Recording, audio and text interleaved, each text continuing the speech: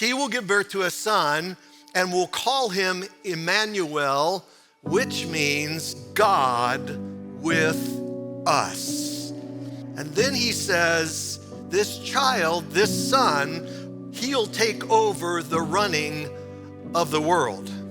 He'll rule from the historic David throne over that promised kingdom. This is the good news of a child born of a virgin given to humanity. Now, the most controversial, outrageous, blasphemous thing Jesus ever did was claim to be God.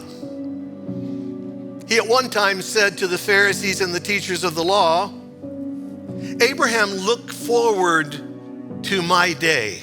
And they said, what are you talking about? You're not even 35 years old. How could Abraham look forward to your day? You weren't alive then. And then Jesus said, watch this.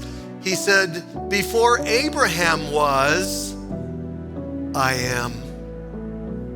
Oh, and they were furious and they were going to kill him. And he said, for what deeds are you going to kill me? And they said, no deeds, for claiming to be God himself, but not just God. In this passage, he says, he will be called Mighty God, a very unique Hebrew term, which is El Gabor. El Gabor. And it means specifically God the warrior, God the champion, or God our hero. Not just warrior, but champion, hero God. What does God with us really look like? I often ask newlywed couples, what do you like the most about being married? You think you know, but they say this, not having to leave at night. What they love the most is being together, perpetually. There are 3 Emmanuel promises embedded in our passage that he is wonderful counselor, the mighty God, the everlasting Father, the Prince of Peace. Of his government and rule, there will be no end.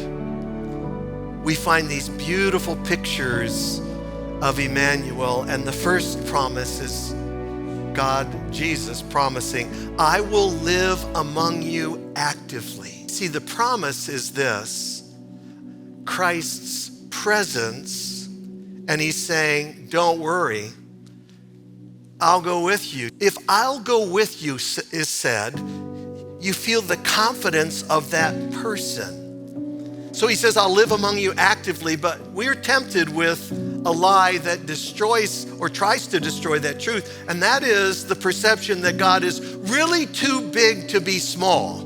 But there's this temptation, this is surely too small for the big God. Even though he says in his word in 2 Corinthians 6, I will make my dwelling among them and I will walk among them and I will be their God and they will be my people. This is his promise to you. God is not so big that he isn't concerned about you right now. Don't you hate it when people say, I know how you feel? When Jesus says, I know how you feel, Jesus knows how you feel. God is big, but he made himself reachable and touchable, and that's something we should find ourselves going, oh, you're so available, God. You're so touchable in the midst. Think about our God. All through the world today, he is together with people in hardship. And for some reason in his mystery, he doesn't solve it all yet.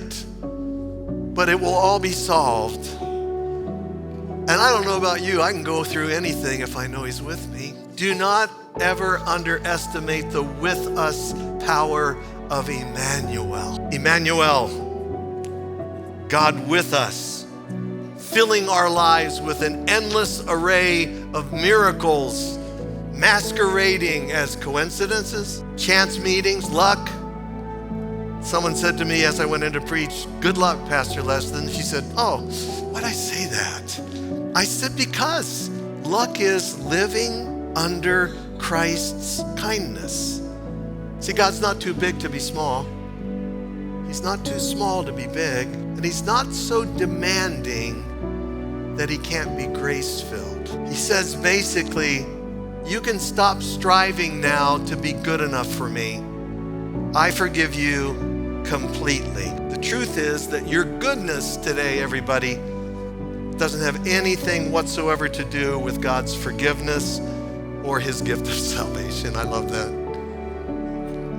That's the type of thing that you should go, oh, my goodness has nothing to do with God's love for me. How does love defeat its enemy, death? By accepting it and going through it as one of us and defeating it forever. Psalm 103, he has removed our sins as far as the east is from the west. And that's a long way, everybody.